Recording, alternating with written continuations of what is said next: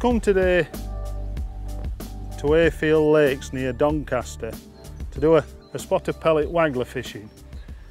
Now it's still early April, but we've had a few days of sunshine, and the fish, even though it's still cold overnight, the fish are starting to come shallow.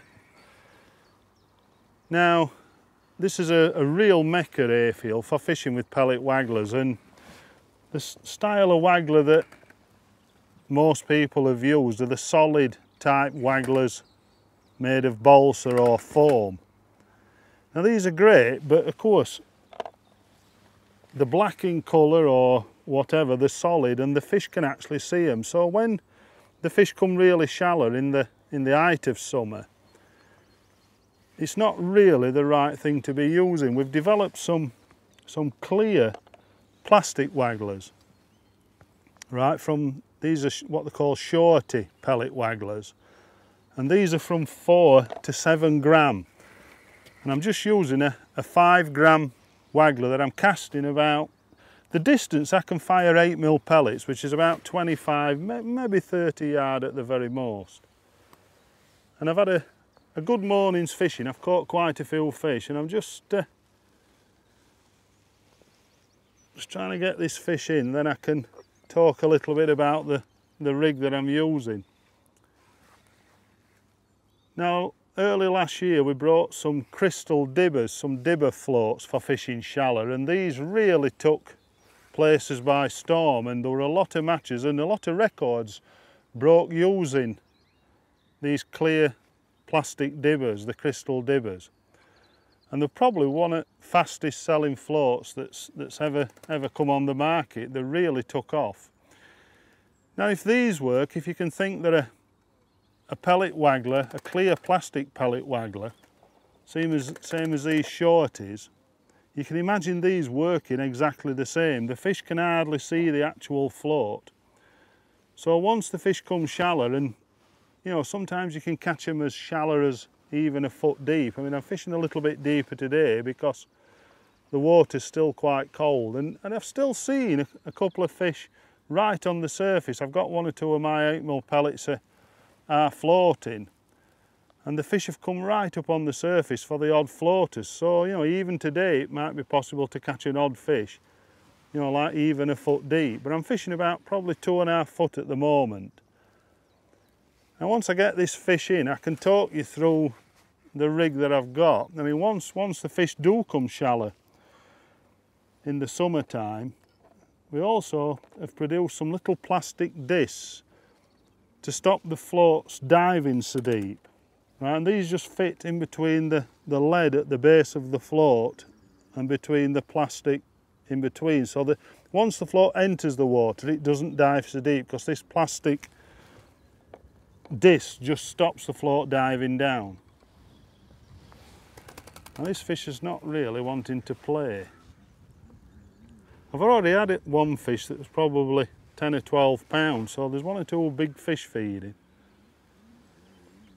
Now on this rig I'm using just a 4 pound Drennan Suplex mainline, and the reason for this, I don't like using too heavy a line. Today we've got a slight crosswind, and of course with an heavier line on the surface I always leave the actual line floating on the surface when I'm fishing a pellet waggler.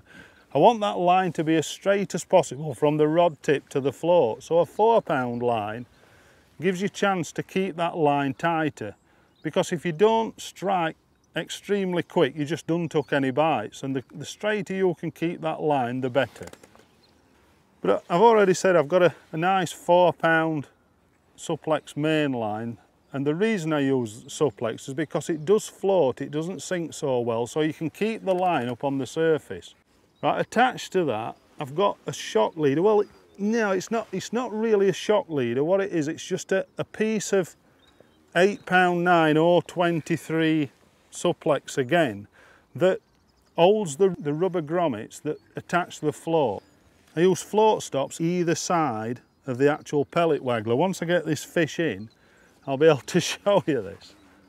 And it's a ghostie. It's not that big actually, but ghosties do tend to fight quite a lot harder than what mirrors do. And just get this fish in now, it's just about ready for netting. Other bonus about having a short piece of 8-pound line on, right, I can also see where the knot that attaches the rig is. So when you're playing fish, I can see that knot come above the surface, so I know that the fish is close to the surface. Of course, once the waggler comes up, then you can net the fish. This fish is proper pulling, and I'm only fishing an 0.16 hook length. I've got a 16 suplex hook length to a 16 Camasan B911 eyed hook, and just a short hair about 5mm below the hook to attach the pellet. It's just really is pulling. I can remember once watching Jamie Mason playing a carp at Allcroft, about 12-pounder ghosty, and it took him about 40 minutes to get it in. And when he actually netted it, it was one that he'd hooked on a line that he'd cracked off on a couple of days earlier. And he still played it for 40 minutes. So that's a lovely, lovely ghost carp. If I can just get this fish off now, I can talk you through this rig. I use quite a small landing net, so once fish is in it, it's difficult for fish to move, but this fish is still not playing. There you are. Lovely carp. Right, let's have a little look at the float and the rig that I'm using. Right, I'm just using an Acolyte 12-foot carp waggler rod.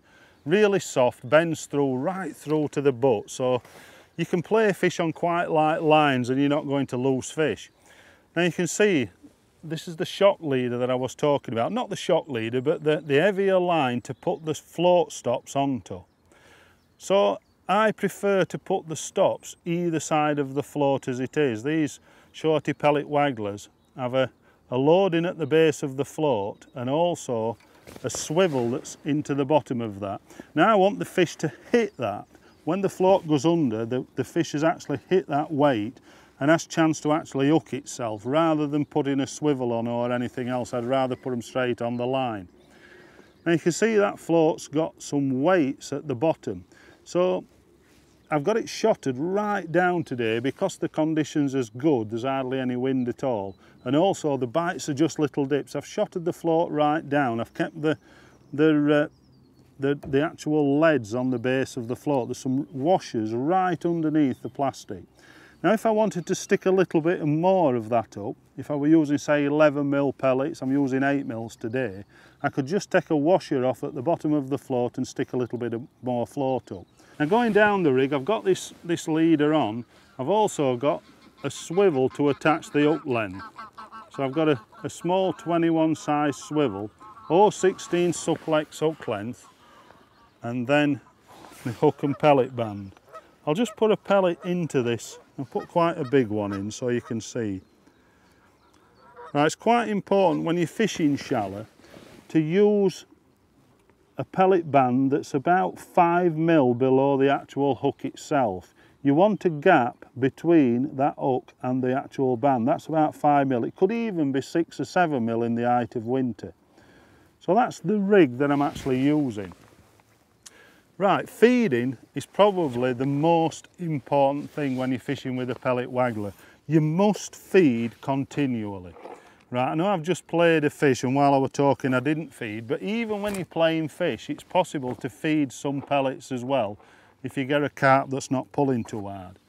Now because I've just caught a fish, I'm going to feed 6 or 8 times into the swim. Now if I were using bigger pellets today, I'd probably, 11mm and wanted to fish further out, you could use the carp XLs. Drennan also does carp XLs from 8 to 14 gram for bigger waters and also for using bigger pellets. Again, a brilliant float for fishing shallow.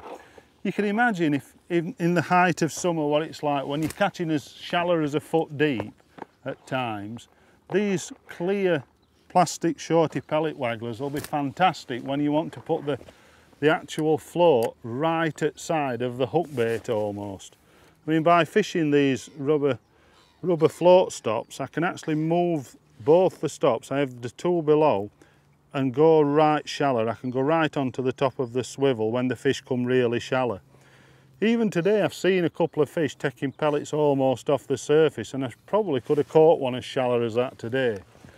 But as I said, the main thing is to feed. The ideal situation would be if you actually had somebody sat at side of you, feeding continually, because you want some bait dropping in the peg all the time. But of course, it's all right if you're casting out and getting a bite immediately as the float hits the water, but if you're having to wait for bites, you have to give yourself a period to catch a fish. If you've got a catapult in your hand all the time, it's difficult to hook the bites. So it's just a case of casting out to where the feed is, right in the middle of the feed, and try to keep the line as straight as possible to the float.